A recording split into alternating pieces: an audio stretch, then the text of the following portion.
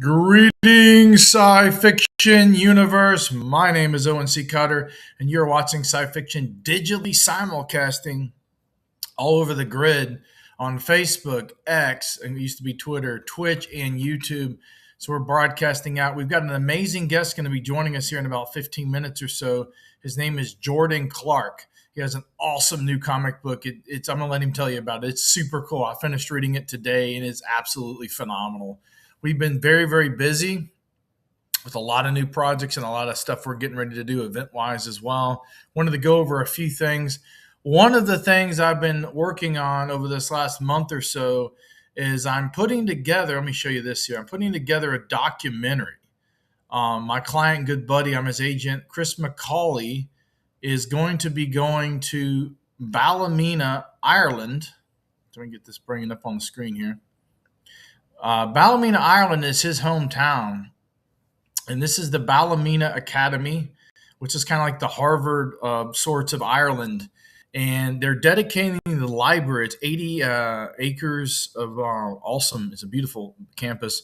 80 acres at Ballymena Academy. They have the library is being dedicated to him there. I've been collecting a lot of top level recordings, audio blurbs. People have been submitting them. A lot of very well top level pedigree people have submitted and been part of this documentary production. We're in the final processes of collecting the final few pieces of the documentary. This is Ballymena Academy right here, where the library is going to be dedicated to Chris and all his work he's done in pop culture, sci-fi, horror, fantasy, you name it. A little bit about the article about Ghost Protocol. But that's Chris right there. He's going to be the one dedicated to the library. He's predominantly known for several things, including the new franchise Ghost Protocol, which we're working on, as well as of course, the Stokerverse, which is based on the original missing pages, notes, and chapters taken out of Bram Stoker's original 1897 Dracula. So he's created an entire universe based on that. And there's a lot of stuff that we're working on too, board games, video games, you name it. And they're dedicated library, and he's created Dark Legacies. He reunited the original surviving cast of Babylon 5 to create a science-fiction Western universe. His accolades are out there and beyond. I mean, he's worked with Walter Koenig on a story that's really well received in Paramount, StarTrek.com for like 5 weeks or something like that. It was on the front of the site on their big cover for Star Trek Explorer, had it in the anthology as well. He wrote a story between Star Trek II, The Wrath of Khan, and Star Trek III, The Search for Spock. It's about Chekhov, and he worked on that with Walter Koenig. Worked with William Shatner on his comic book series Manowar, Star Wars.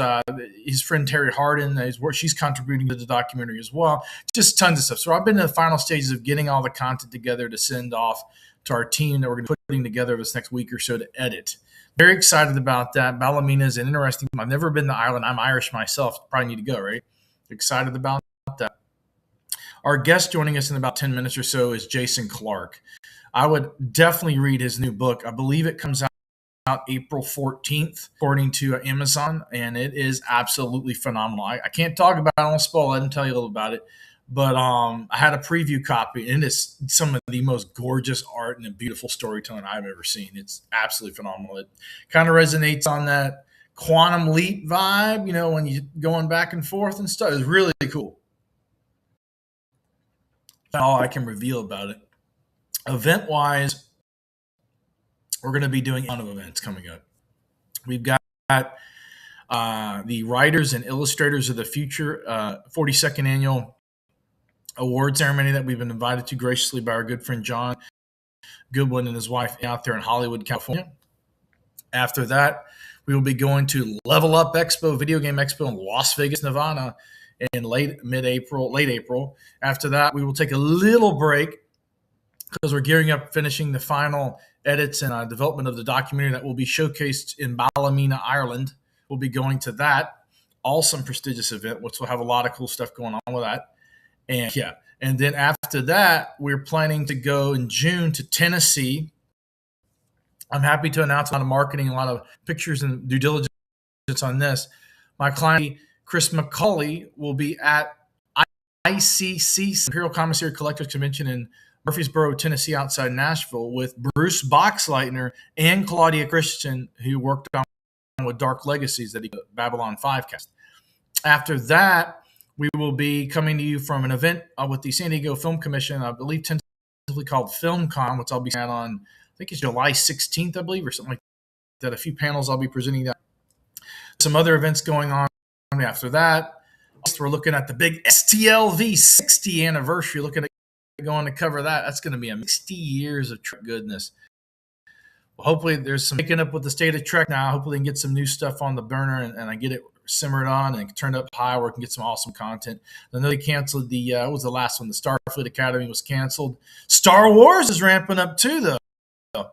In 2027, that'll be the 50th anniversary of Star Wars. We're looking at doing some special stuff for you, the fans. So stay tuned on out over the next 6 months. That's going to be insane. 50 years of Luke awesomeness and vision before he sold to Disney, but Disney has some good stuff too. But basically, it's going to be the 50th anniversary of Star Wars. I can't believe he's 80 years old. I mean, and Shatner's 95. He's going to live to be 100. You wouldn't watch. This is going to be absolutely phenomenal next year or so. Really excited, which brings to that juncture point into September of 2026, and then a few months later it'll be January of 2027. It'll be the first beginning of 2027, which will crest into that Star Wars year, 1977. Lots of cool stuff going on comic book wise. Of course, we have Jason Clark joining us here shortly. My name is Owen C. Cutter. If you are not subscribed to any of our YouTubes or any of our channels are right down here on the bottom. You've got Facebook at SciFiction COM. You have and same thing on Instagram is SciFiction COM. Our TikTok and X are at just SciFiction. We also have a Shopify with some cool stuff. We have a lot of distribution and ways to get a lot of cool stuff. If you're shopping for a loved one, a birthday, there's some cool stuff on there too. You can go check it out. It's at the Shopify. Click shop on the top of the site. Our website is scifiction.com. I'm the host with the most, kind of like Beetlejuice, but not Beetlejuice. Don't say it 3 times. But yeah, we're broadcasting out today. We have a lot of cool stuff going on. I'm really excited to bring you, the fans, some awesome content. We are about very, very close to breaking. I think today we actually broke 345,000 plus digital subscribers. Yes, thank you, the fans. We want to bring you more content. We need more permeation through the digital grid. And all these algorithms and everything do not make it easy, as we know. Sorry, but it's true. Hoping to break 350 next, and then we'll get on to the next batch of awesome contributors and fans to this awesome fan base. We love sci-fi. We love pop culture. We love anime, video games, and everything. We cover just about every crevice and subgenre of science fiction, pop culture, and nostalgia you can imagine. We don't cover a lot of heavy horror. We do some stuff like Aliens and the Predator franchise, a little bit of Dracula, as you know, and a little bit of other goodies.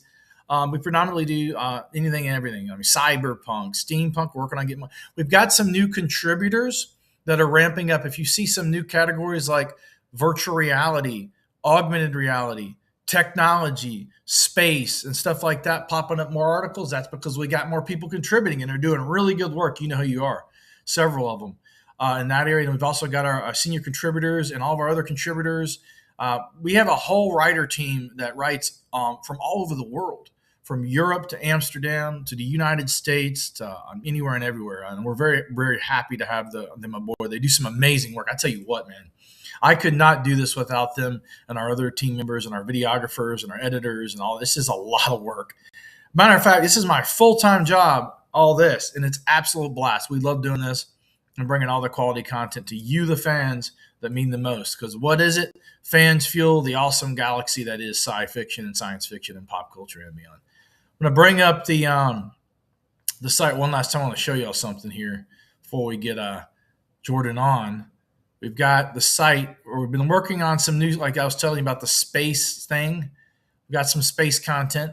This one here is about space movies, sci-fi space movies, like space movies. This here article here is I wanted to show you. I also did a cool 2-parter podcast with the executive producers of For All Mankind for season 5. Episode 2 will be launched this week, probably today or tomorrow. Wait and stay tuned. Shadows of the Stokerverse, how Chris McCauley is building the future of Dracula. So Dracula's interesting. He's been around since 1897, created by Bram Stoker. This is a whole juicy article about what's going on with Dracula, what he's got going on with that. Look at the bottom here. Check that out. That's some interesting stuff there. There's a lot of stuff there. It's interesting. With that is amazing. Here's our part 1 interview. Part 2 is really good too. They're both juicy. I love part 2. There's some really good stuff part 1 too, but this interview is with Matt Wolpert and Ben Nindevi. They're the executive producers of Fall All Mankind alongside Ronald D. Moore, so the showrunners of Awesomeness. And that series is insanely cool. News-wise, we have Mark the Calendar. Xbox is set to ignite the summer of June 7th on their Xbox live showcase or game showcase. The legendary cyberpunk franchise, The Ghost in the Shell, will be returning with a new anime. IDW Publishing has launched a new crime imprint with first-use crime thrillers. It's pretty interesting. Arc Raiders unveils Flashpoint and teases the future. NVIDIA has unveiled a DLS5 next-level AI graphics card for ultra-realistic gaming, and Star Wars Maul Shadowlord has been renewed for Season 2. So Sam Whitwer's doing an awesome job with that. We really think we've interviewed him a few times. Super cool cat. He gave me a copy of his cassette tape, and it's awesome. So I'm very happy about that. We've got a lot of cool stuff going on. We did get to go to the 53rd Annual Saturn Awards and cover the entire red carpet for 11 hours, including the back in the brush room. Absolutely phenomenal content. We got to talk with James Cameron. If you're following our Instagram, you've probably seen those interview segments. There's a lot more stuff we've got coming from that we collected. Quite a plethora. Montage will be done here in the next few weeks as well. Right now, we're specifically focusing on the documentary. The documentary is there. It's going to help people. It's going to be showcased at the Library Dedication and Ballymena Academy, and it will inspire the youth. There will be youth there present, and it's next generation of writers and storytellers and pop culture and awesome goodies. So we need to inspire them. And it's going to be awesome because Chris has done a lot of awesome work, and I'm very happy to be working with him on that.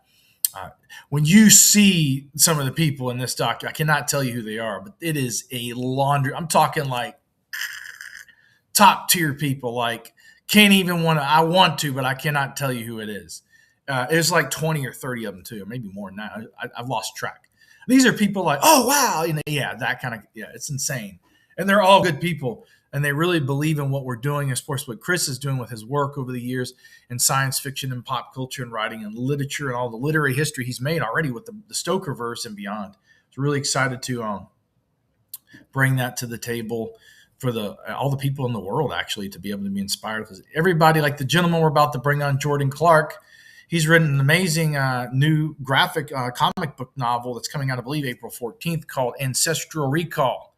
It's a very fascinating book. I'll let him tell you more about it. It's probably one of the coolest comic books I've ever read, honestly. And I was getting like so into it. The last hour I've been just reading it. The art is insanely cool. It's beautiful artwork. And they have some variant covers, I believe, which I'll let him tell you about. But it's, man, I've seen some art, but wow. There's another book that I was given. Interesting. Another book totally separate from this. Jimi Hendrix had a book that was a space opera, and his sister and the writer and the cover artist and all that, we were supposed to do an interview with them, but they had to catch a flight. So I went down to, I believe it was Titan Publishing, and I'm like, well, he just left. And they hand me this book. I thought they were just giving me a complimentary copy. I wake up the next morning and start flipping through it, open the cover. It's signed in gold lettering, hand signed by Jimi Hendrix's sister and the artist and the writer. And I was like, wow. They gave me that as a gift. I was so honored to have that. And she said, stay groovy. They all signed it. I'm like, wow. It's a beautiful book. This artwork and this different style of art, but very beautiful. I'm saying those two are the top two of the last year I've really seen that get that just wild imagination. Like there's scenes in Ancestral Recall. He'll tell you. But the artist, I believe his name is, let me get his name here. His name is, hold on. If I pronounce this right, Atagun Ilhan, I hope that's right.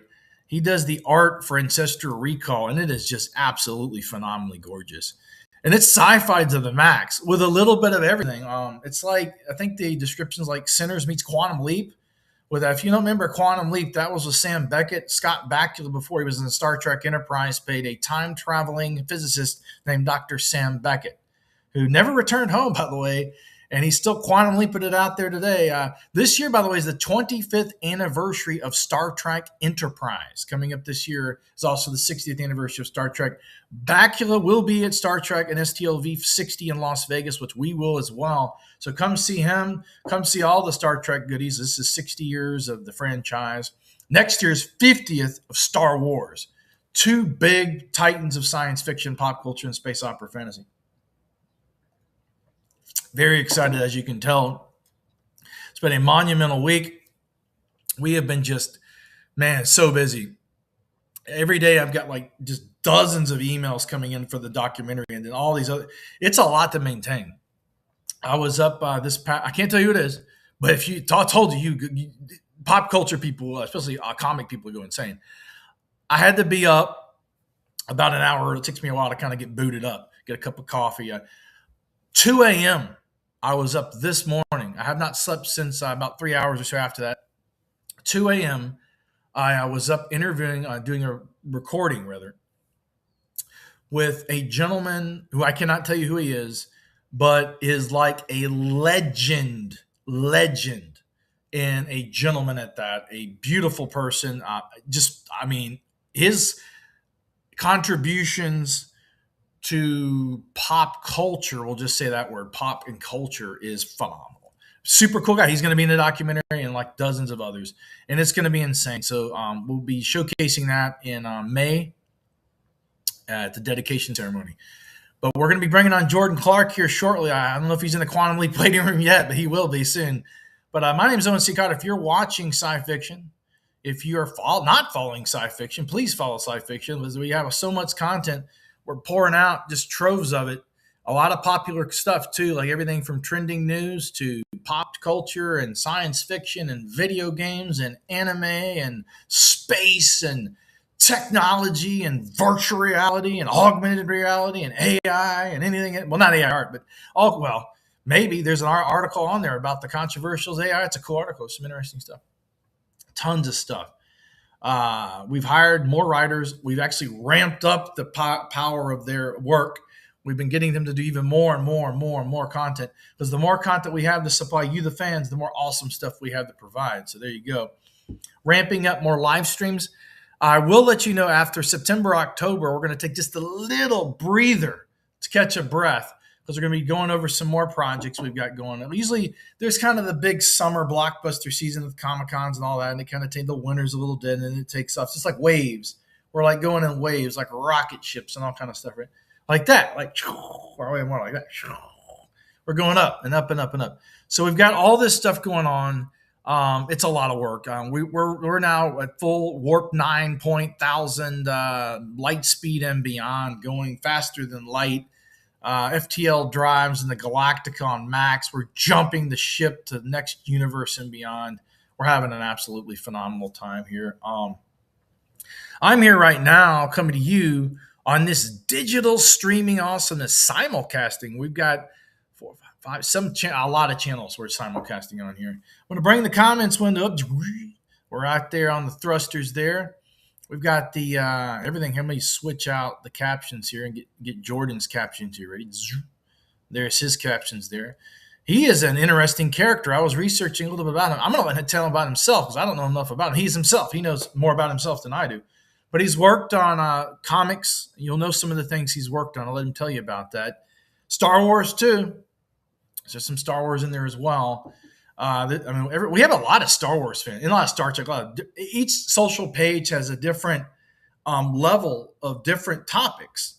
And there's a lot of Star Trek and Star Wars, and also Battlestar and Stargate and video game aficionados and anime and pretty much any fan base that permeates pop culture we cover, except horror. But there's horror. Everybody likes a little horror. I mean, come on. Dracula, aliens, time travel, portals, Stargate, whatever you want to watch, we've got it. And whatever we don't got, television's got it. And if they don't got it, the movie theater's got it, or in comics and books, like what we're going to be talking about with Jordan here. I was talking to Buddy. He was telling me something about the new Avengers Doomsday. I don't know if you've been following that. I mean, a lot of people probably are on the channel. But Cyclops is coming back. Man, I'm excited. He did not get his justice in the third movie. Of course, they brought him back because Days of Future Past, Wolverine, peeled the whole, I guess that was under Fox. I don't know if they were sold to Marvel yet, but healed the X-Men universe to a degree. He patched it when he went back in time to save the day and, united Magneto. Well, young Magneto with young Professor X. In the trailer, the Avengers Doomsday trailer. X-Men will be in Avengers Doomsday, okay? And it's, I think, the very last film that Patrick Stewart will ever be in. And also, I will note, the oldest superhero character to ever portray a character or villain, well, he was kind of like Friends of President, is Sir Ian McKellen. Will be the oldest character to portray a superhero character in a superhero movie. And of course, it's Patrick Stewart's last one. So we got to see it. You're going to have all the Avengers. Here's the thing that most people do not know, only hardcore fans know. If you ever looked at the color hue of an Avengers poster, the color will tell you about the film a lot. Have you noticed the color of the Avengers Doomsday poster? It's green. What's green? The Time Stone. Just saying. Just saying.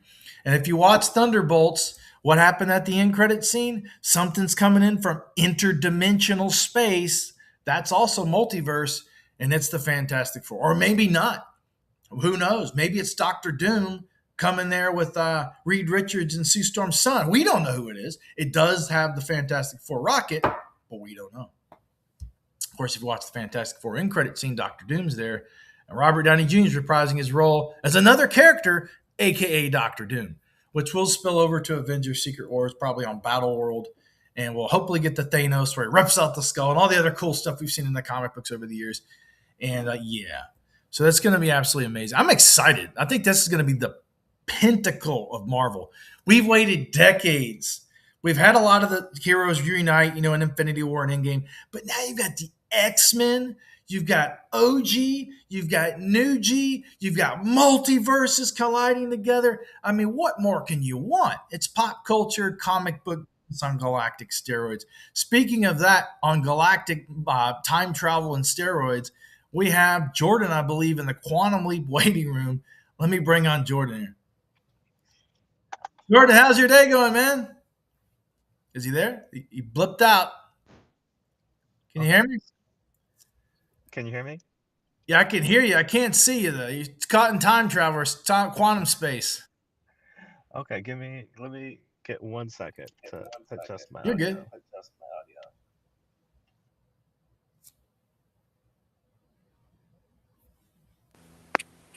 All right.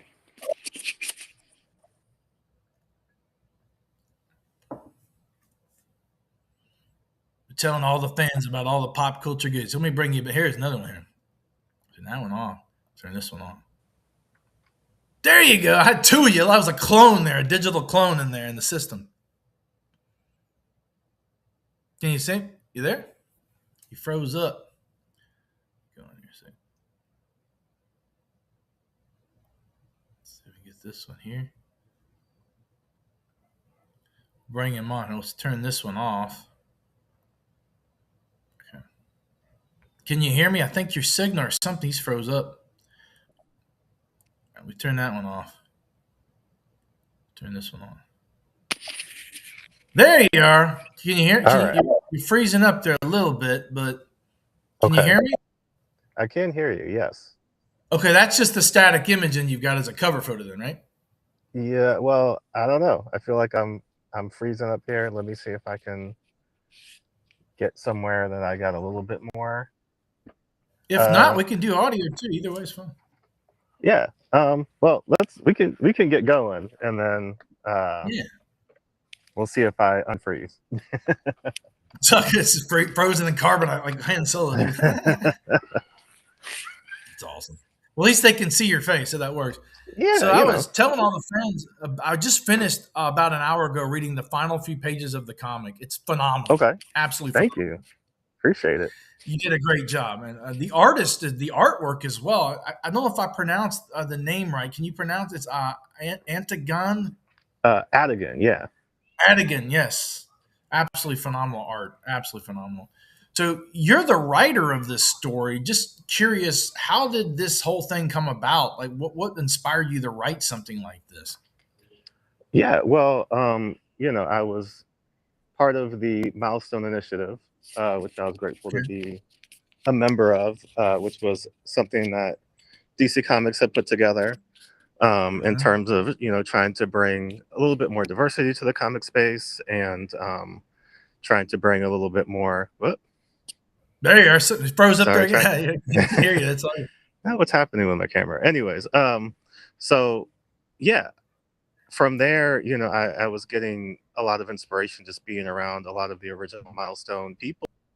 Got to speak with, Dennis Cowan and Hudland, and like a lot of people who were instrumental in getting Milestone off the ground. And this was Ancestral Recall was my first creator-owned book, and I think I was just Okay. kind of in that space of like, if I could do a Milestone comic today, like if I had my chance to do my take on what Milestone was today, like what would I want to do? And at that time, and still unfortunately today, a lot of Black history is under attack. There's a lot of things happening where people are either trying to restrict or just outright ban access to Black history. And so having somebody whose power literally comes from, Black history, I thought was a very intriguing, premise and thing to try to bring to Very life. So I cool. think Yeah.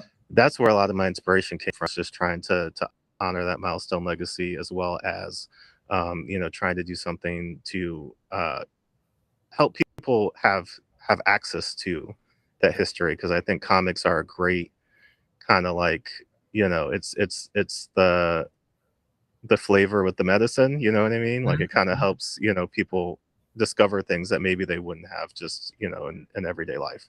Right. And this book's very interesting because it kind of, what can you tell us? It comes out April 14th, I believe, correct? Yes. Yeah. What can you tell everybody a little cliff notes about kind of the what it is and what it's about and, kind of a little bit without spoiling the story? Sure. So Ancestral Recall is about Melvin Waring, who is a eccentric painter. He's living with his wife June in Oakland.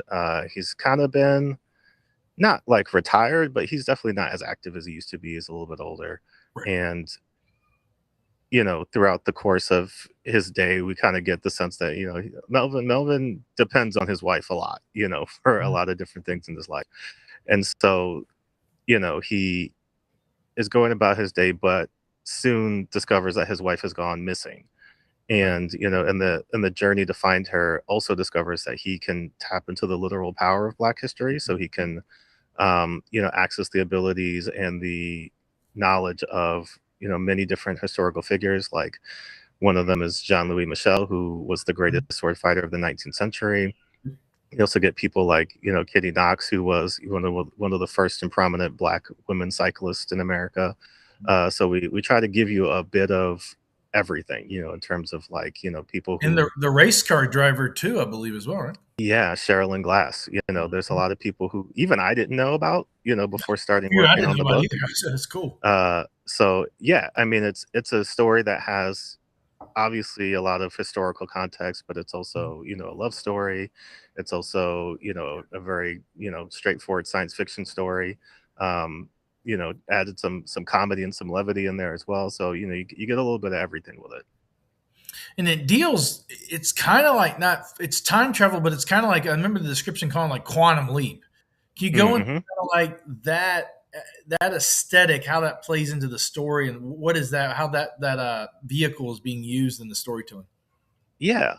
So in my mind, I'm a big Kurt Vonnegut fan. And Okay. so thinking of, specifically um, Slaughterhouse-Five, and Mhm. just the idea of becoming unstuck in time, where Right. it's not necessarily like an active decision of Right. like, I'm going to do this or I'm going to do that, but kind of like when you least expect it or when you most need it, it kind of activates. And so his ability to kind of enter this, we kind of call it like an ancestral space, where he Mhm. can kind of cross through time.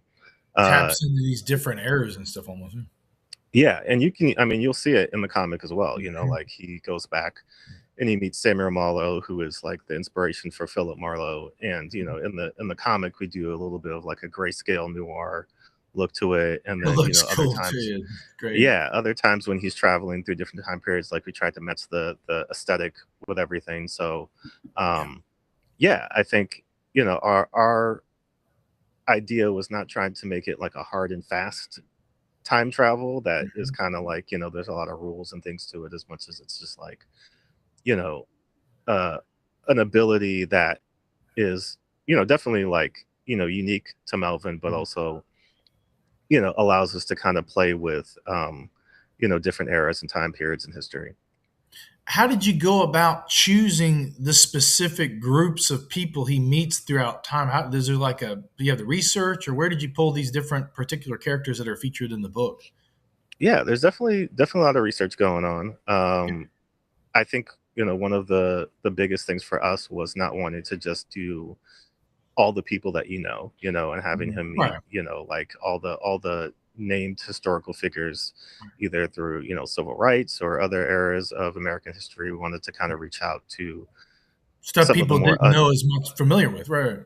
absolutely, yeah, some of the more unknowns. And so, it was kind of a two-handed thing, and there was a lot of people that I unfortunately couldn't fit in. One, because we didn't want to overload it and make it too busy, but also because Melvin needed to do specific things. And so my research would kind of go, all right, well, we're looking for, somebody who knows how to ride a horse, or maybe, somebody who knows how to, sword fight, or somebody who knows martial arts. That And would so, fit into the storytelling and how the yeah. yeah.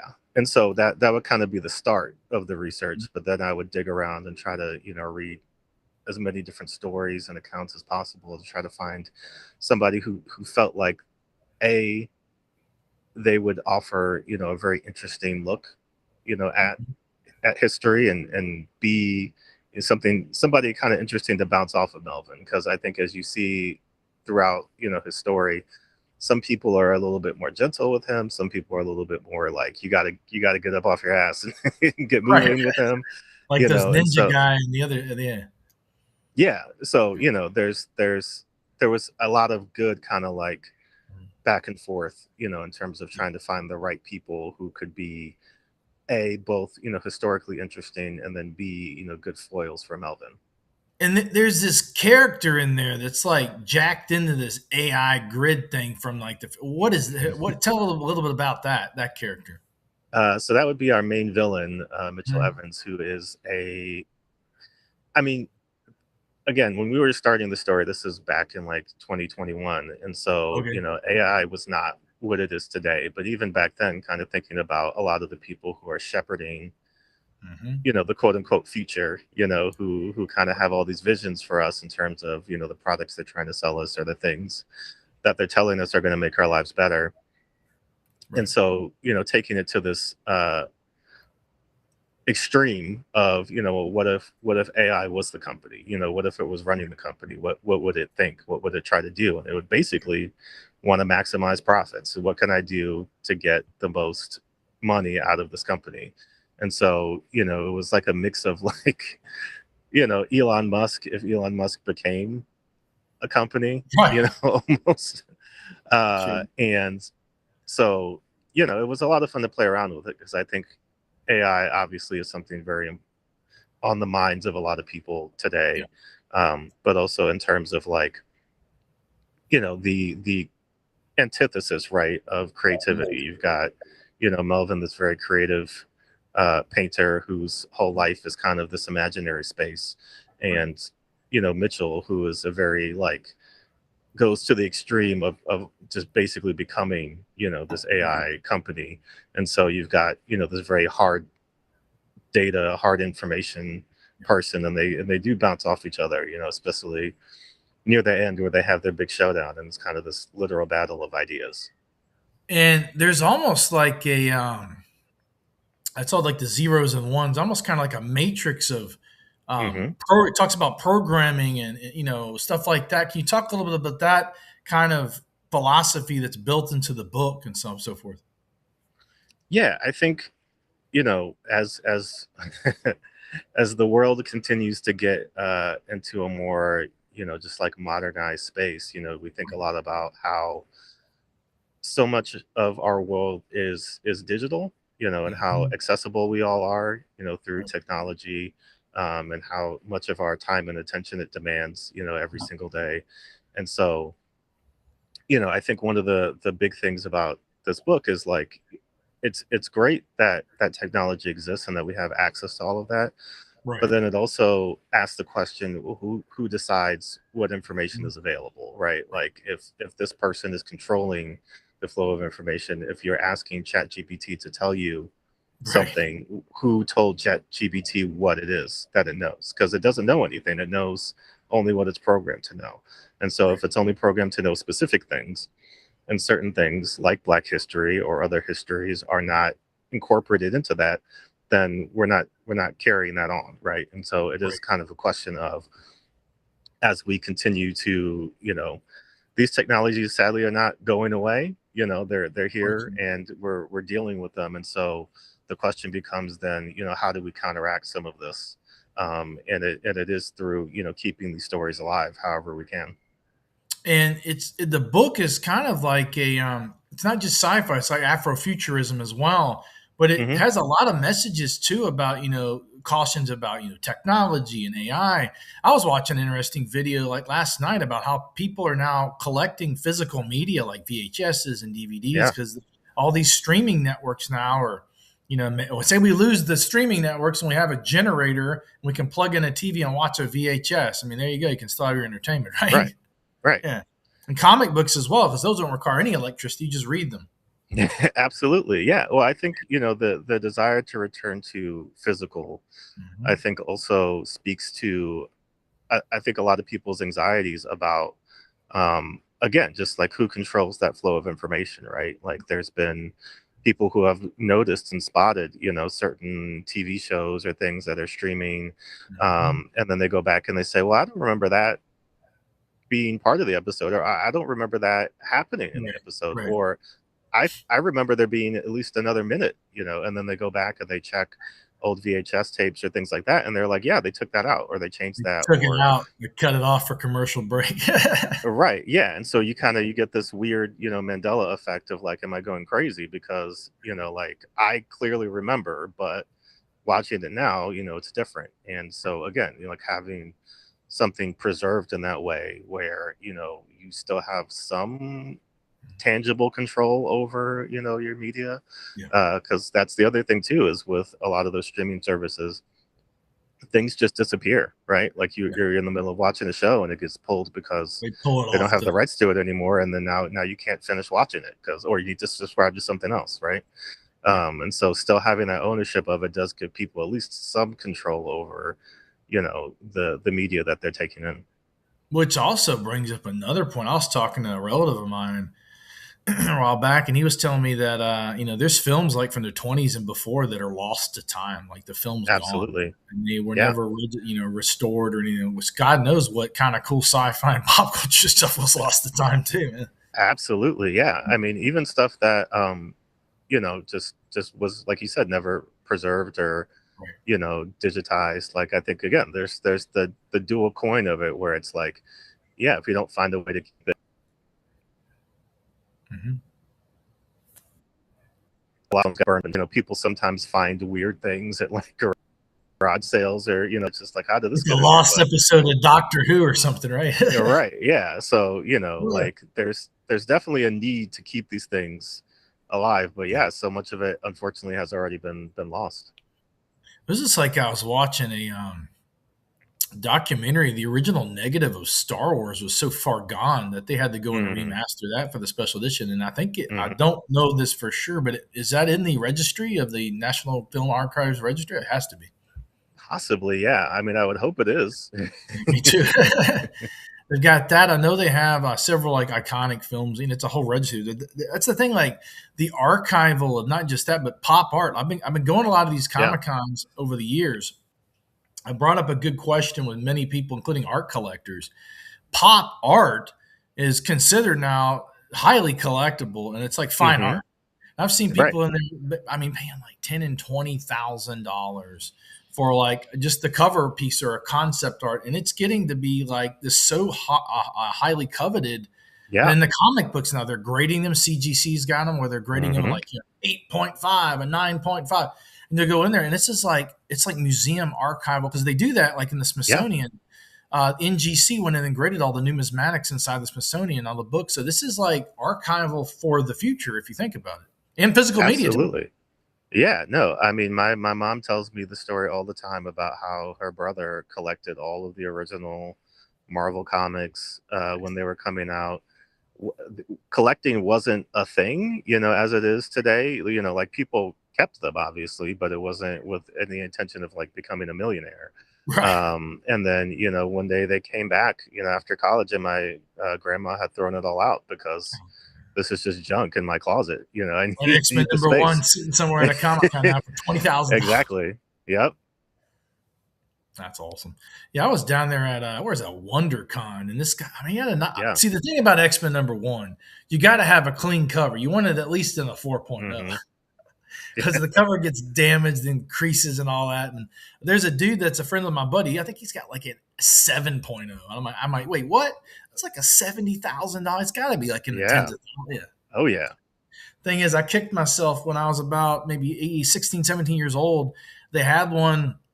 It was a pretty decent copy, and it was for sale for $800 or $900, but I didn't get to get it. And that same copy is like 20 G's. Mm. Yeah. uh, so Regrets. yeah. But this pop art, it's another thing like pop art, like the graphic and the art in your book it's evolved so because it used to be like, there wasn't Neil Adams has talked about creating facial expressions and stuff like Hmm. that. The art has progressed so far from like the funnies and the comic Yeah. strips of days past. What do you see based on Ancestral Recall? The first question is: do you think there'll be a sequel or any other Ancestral Recall issues? Also, second part: what do you see for just the future of pop art based on from now to the future, like next decade or 20 years? Yeah, I mean, we would love to do more. So, I'd hopefully love to see more. people are demanding it, people want it, and that's how you get more of the things that you love is, Yeah. you show that it's something that means something to you and that you want to see more of. So me and Adigan are ready. We definitely have ideas for continuing adventures from Melvin and Mirren. Okay. Um, as far as the future of pop art, I think it is again, as we've been talking about, kind of this interesting space where on the one hand, as we move towards more and more of a digital space, and you see things like virtual reality, and you see things like NFTs didn't last, but I'm sure there'll My be another non-fungible tokens. there'll be Got about another this. attempt at something like that, Yeah. for sure. But I think there's still a demand, like you were just saying, in terms of not only older things like original X-Men comics and original Batman comics, but also just original things that you can't necessarily get. I think the rarity and the scarcity, right, is really what drives a lot of those markets. And so being able to say, I have the only Alex Ross painting of this, or I have the only, I think will be a large component of it. But then also, I wonder a lot too, just in terms of, the rise of a lot of things that were considered kind of like outsider culture, in the 80s and the 90s, where, nobody, if you had a Captain America comic, you were a nerd. You know what I mean? You were not of the mainstream of the cool kids. And, now it's just like, wow, you've got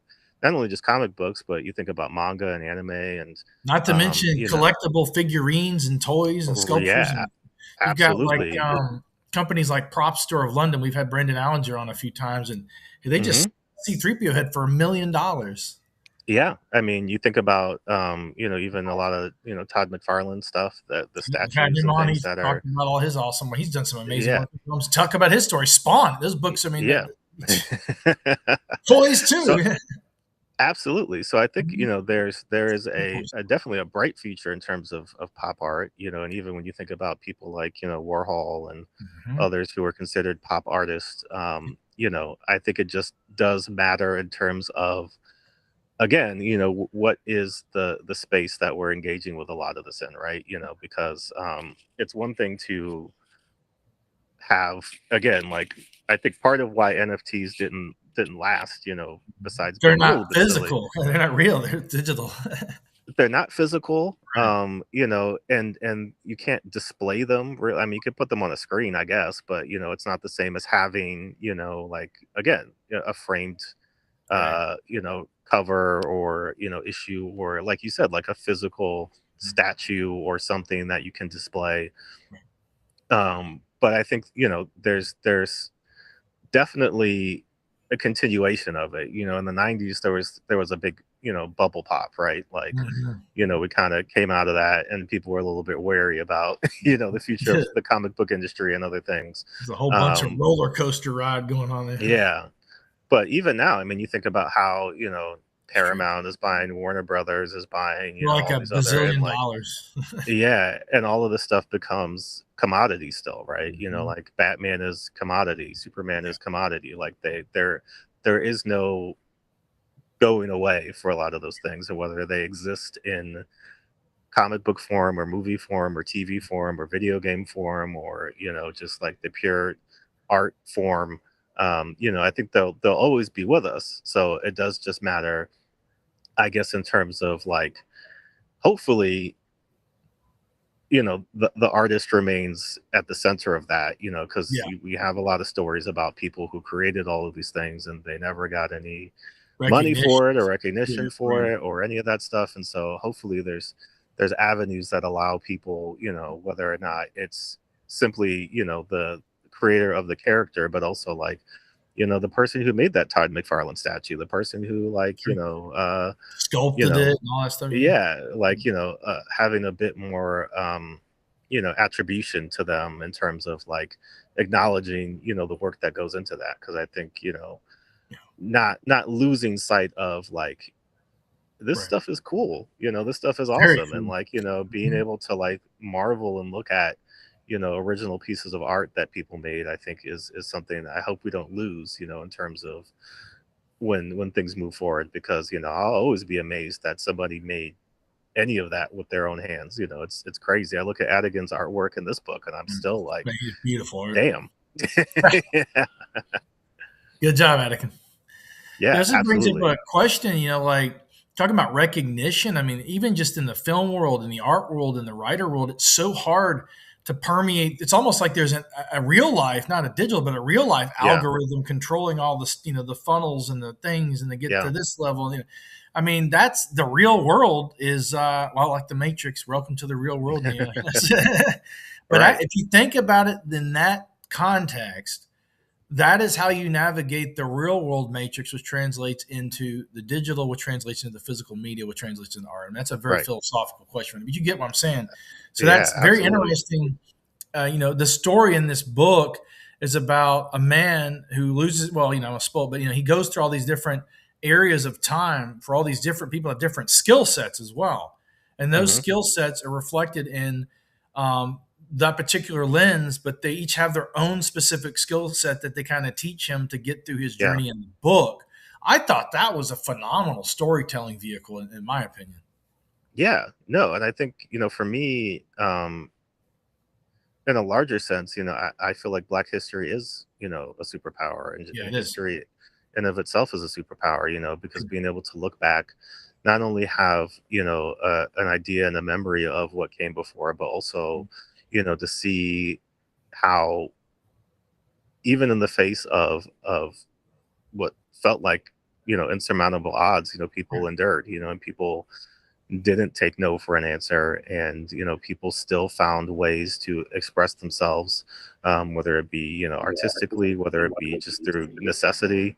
And so, I look at Melvin's journey as kind of like, a map or a blueprint for people to be able to say, all right, who can I find, either in a larger historical context or even in my family. I think a lot of people Of course, haven't yeah. had a chance to go back and look through and say, oh man, I didn't know about, my great uncle or, Mhm. this cousin And or, this contributed to person. different things in history and to the, like Yeah, your uncle worked at NASA or whatever. yeah, Yeah. yeah.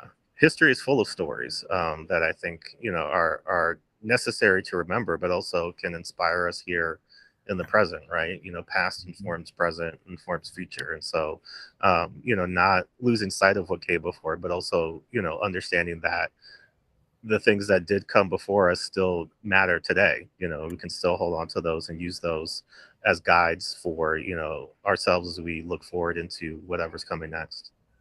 Man, this has been a blast. I want to go over before we end the broadcast. Yeah. Two things. When is the book coming out? Where can people find it? Okay. It's coming out April 14th. Okay. You can find it wherever you get your comics, wherever you get your books. There's a lot of places that if you don't live near, a bookstore or a comic book shop, but you're like, well, I don't really like Amazon, or I don't really like, Right. some of these other big companies. A lot of places will ship to you. So if you just look around and look up, either a comic book shop, in state, or a bookstore in state, like, you can get it shipped to you. Um, so I definitely hope that people, if you haven't pre-ordered the book, still go out and find it wherever you are, at local shops and bookstores. Well, I appreciate you, Jordan, man. This has been an Yeah, absolute blast talking about yeah. all Sorry awesome about my comics. camera. I don't know what's going on, No, but it's awesome. This audio alone on this is solid gold, brother.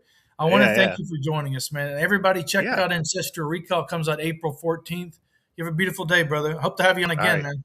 You too. Absolutely. Anytime. Appreciate you. You too, man. Have a good day. All right. You too. Peace, bro.